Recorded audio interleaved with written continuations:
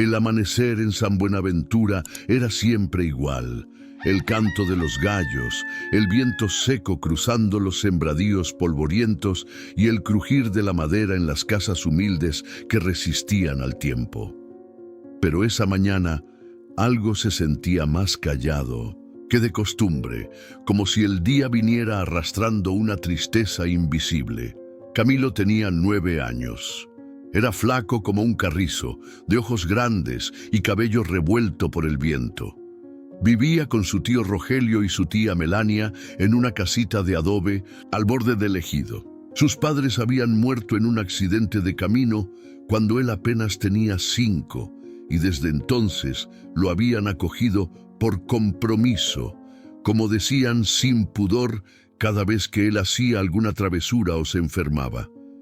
Nada más faltaba que nos saliera caro el hijo de Margarita, murmuraba su tía con un gesto agrio. La ropa de Camilo era un pantalón 2 tallas más grande, sostenido con un mecate, una camisa vieja de su primo mayor y un costal remendado que usaba como mochila. Allí guardaba todo lo que consideraba suyo: una piedra lisa que parecía corazón, una estampita desgastada con un salmo escrito y una tapita de metal que había encontrado y que, según él, era de oro. Cada día, Camilo salía antes que el sol rumbo al campo, no para ir a la escuela, porque el estudio es para los que tienen con qué, decía su tío, sino para recolectar espigas que quedaban tras la cosecha, cargar leña y llevar agua del arroyo.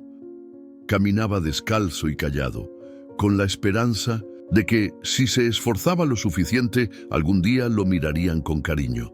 Pero ese día, mientras regresaba con una cubeta de agua, encontró su única cobija hecha trizas en el patio. La habían usado para tapar el corral de los chivos. «Que sirva de algo», le dijo su tía al verlo.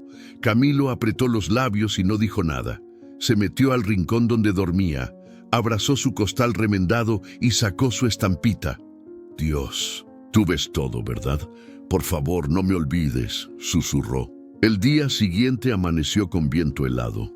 Camilo se levantó antes que los gallos, con los pies entumidos por el frío y la espalda adolorida de haber dormido sobre costales vacíos. No tenía cobija. La habían dejado tirada en el corral, y la camisa grande que usaba ya no le alcanzaba para cubrir los brazos. Caminó hasta el pozo con la cubeta vacía, como cada mañana. Le gustaba ir solo, porque era el único momento del día en que no sentía que estorbaba. Mientras el agua subía lenta con la polea oxidada, Camilo miró al cielo. «Si algún día me sacas de aquí, Dios, yo te prometo que voy a ser bueno. Siempre», susurró, como si alguien lo escuchara. Al volver a casa encontró a su tío esperándolo con el ceño fruncido. «¿Dónde te habías metido, escuincle? Hoy toca ir a la parcela de don Nemesio. Dile que vas de mi parte, que ayudes, con lo que haga falta». Camilo asintió sin quejarse. Sabía que si decía una palabra de más, le caía un manazo. Don Nemesio era un hombre viejo, huraño, que vivía solo. Su campo estaba a 1 hora a pie, detrás de los cerros secos. Camilo caminó sin descanso, con el sol golpeándole la nuca y las piedras clavándose en sus pies descalzos. Al llegar, don Nemesio lo recibió con un gruñido y una azada. «La tierra no se trabaja sola», le dijo, y lo mandó directo al surco más duro, donde ni el monte crecía. Camilo trabajó sin parar. Se le formaron ampollas en las manos y el estómago le rugía por no haber desayunado. Pero no se detuvo. Cuando el sol comenzó a caer, don Nemesio le arrojó una tortilla dura y una rebanada de queso seco. Camilo se lo comió con gratitud, aunque le dolía hasta masticar. «¿Por qué sigues viniendo si no te pagan?», le preguntó de pronto el viejo sin mirarlo. «Porque si no vengo, me pegan». Don Nemesio chasqueó la lengua, pero no dijo nada más. Camilo llegó a casa con su costal al hombro. Nadie notó su llegada, ni preguntaron si había comido. Su tía estaba lavando ropa con agua fría y su tío dormía con el sombrero sobre la cara. Solo los chivos balaban en el corral, amarrados con su cobija. Esa noche durmió abrazando su estampita como si fuera su cobija, y por primera vez en mucho tiempo no soñó con frío ni con hambre. Soñó que caminaba por un campo árido y que de pronto, en el suelo donde dejaba su huella, brotaban flores. Pero al día siguiente, algo grande se avecinaba y estaba a punto de sacudir su vida una vez más. Camilo seguía haciendo su rutina de siempre: leña, espigas, agua del arroyo. Una tarde, mientras regresaba con un atado de leña, se encontró con un grupo de hombres en la plaza. Hablaban a voces, molestos. «Otra vez alguien se metió a la bodega comunal», decía uno de ellos. «Se llevaron 3 costales de maíz». «Esto ya no puede ser casualidad», gritó otro. «Alguien está robando al pueblo». Camilo se quedó a lo lejos, escuchando sin ser visto. Pero algo en su pecho comenzó a doler cuando escuchó lo siguiente. «Dicen que fue el muchachito ese, el que vive con Rogelio, el huérfano». «¿Camilo?», preguntó alguien con desconfianza. «Pues claro, ¿quién más se pasea solo por todos lados como zorro flaco? Nadie lo vigila, nadie sabe lo que hace». Camilo retrocedió. No sintió miedo al principio, sino una herida profunda, como si lo hubieran desnudado en medio del pueblo. Volvió corriendo a casa, pero antes de llegar ya lo esperaban. Su tía, parada en la puerta, con las manos en la cintura. «Así que ahora eres un ladrón, ¿eh?». «No, tía, yo no fui, se lo juro», gritó él con lágrimas. Su tío salió del cuarto con el cinturón en mano. «Deja de mentir, ya. Era mucho lo que te aguantábamos, mocoso. Vas a aprender lo que es respeto». Camilo intentó correr, pero el golpe le alcanzó la espalda. No gritó, no lloró más. Solo se quedó quieto, como si ya no tuviera fuerza ni para defenderse. Esa noche no cenó, no se acostó. Se quedó acurrucado en el rincón, con su costal como almohada y su estómago vacío. Y entonces, mientras todos dormían, se fue. Tomó su costal, su corazón herido, y caminó sin rumbo por los senderos de San Buenaventura. Solo la luna lo acompañaba, solo el polvo del camino y el eco del viento. Caminó hasta que no pudo más, hasta que sus pies dolieron y sus ojos ya no vieron. Se dejó caer junto a una cerca de alambre en un campo abandonado y allí, bajo las estrellas, susurró: «Dios, si de verdad estás conmigo, dime qué tengo que hacer, porque ya no puedo más». El silencio fue tan hondo como el cielo, pero no estaba vacío, porque esa noche, mientras Camilo dormía sobre la tierra seca, alguien más lo vio. Una figura humilde, con sombrero y una lámpara de aceite, lo encontró al borde del campo. Era don Silvano, un anciano noble que vestía ropa limpia, aunque desgastada, un sombrero de palma con las orillas quebradas, y cargaba en la espalda un costal con algunas herramientas viejas. Tenía las manos curtidas por los años y una mirada firme pero bondadosa. Al ver al niño tirado en el camino, se agachó sin dudar. «¿Qué haces aquí solo, muchachito? ¿Te caíste?». Camilo intentó incorporarse, pero el dolor en la espalda lo hizo encogerse. Apenas logró negar con la cabeza. «¿Dónde vives? ¿Tus papás?». El niño bajó la vista y murmuró: «No tengo. Mis papás ya no están. Vivo con mis tíos, allá». Y señaló vagamente hacia el ejido, con un movimiento cansado del brazo. Don Silvano frunció el ceño. «¿Cómo te llamas?». «Camilo Pérez». Don Silvano miró al niño como si acabara de ver un fantasma. «¿Pérez? ¿Y tu mamá se llamaba Margarita?». Camilo asintió. Don Silvano se quitó el sombrero con respeto. «Tu abuelo, don Tristán Pérez, fue mi compadre. Hombres como él ya no hay. Tu papá, David, era un buen hombre también. Me ayudó a sembrar cuando yo ya no podía ni con el azadón». Camilo levantó la vista sorprendido. «Entonces, ¿usted los conoció?». «Claro que sí. Siempre los recordé con mucho cariño. Me fui muchos años a cuidar a mi hermano enfermo a la ciudad. Y Apenas hace un año regresé. Tú estás viviendo con tus tíos, Camilo asintió despacio. ¿Y ellos te tratan bien? El niño dudó. Pensó en su cobija rota, en las palabras duras, en el costal viejo donde guardaba sus tesoros. Luego murmuró. Más o menos. Don Silvano bajó la mirada, serio. Algo no le cuadraba. Él recordaba bien aquella parcela. Los papás de Camilo se la habían mostrado con orgullo un día. Le dijeron que la habían comprado con sus ahorros, que era para su hijo, para que un día no tuviera que pedirle tierra a nadie. Camilo, esa casa donde vives, ¿sabes si tu tío la compró? No lo sé. A mí solo me dejaron quedarme por lástima. El viejo apretó los labios. Algo dentro de él se agitó. No era solo enojo, era esa sensación de injusticia que arde como leña seca cuando uno sabe que Dios no se queda de brazos cruzados.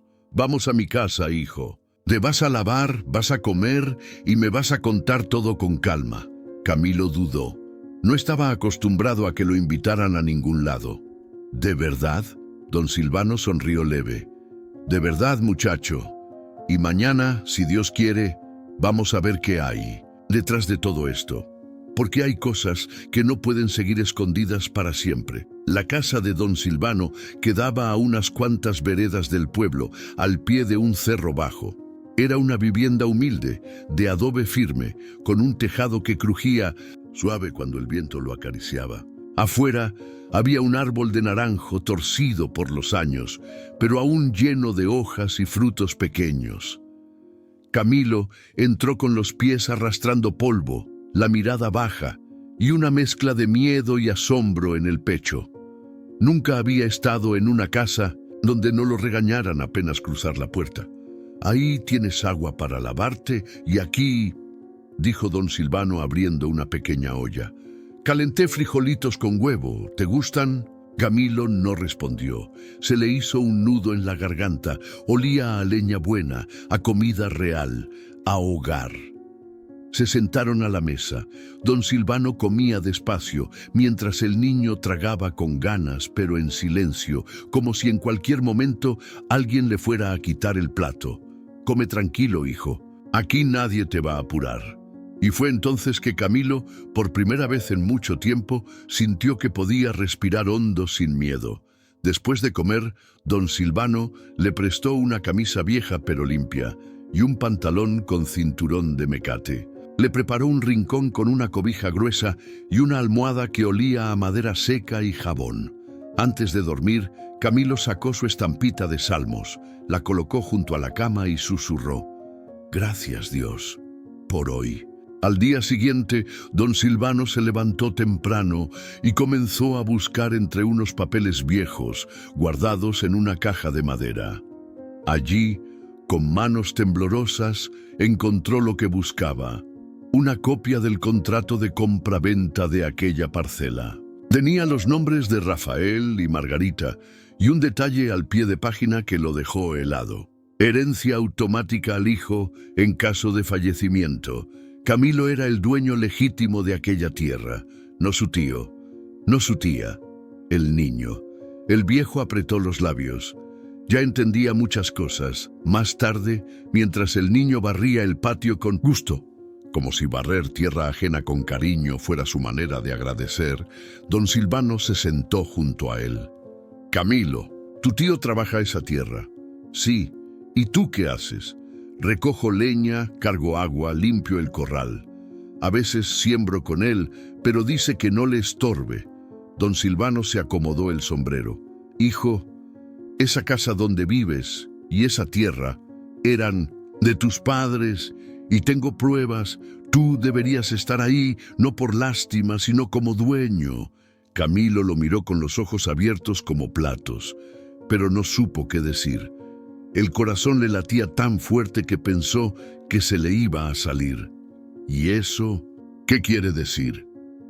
Que tus tíos han mentido, hijo, que alguien debe responder, pero lo vamos a hacer bien, con respeto, con verdad. Camilo apretó su estampita. Su madre siempre le decía que Dios veía todo, Pero él no pensó que ver significara también actuar.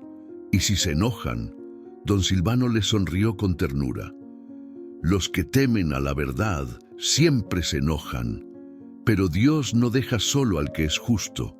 Y esa tarde, con el sol cayendo tras las montañas, el anciano y el niño caminaron juntos rumbo al ejido, con papeles en mano y con la verdad empezando a respirar por fin.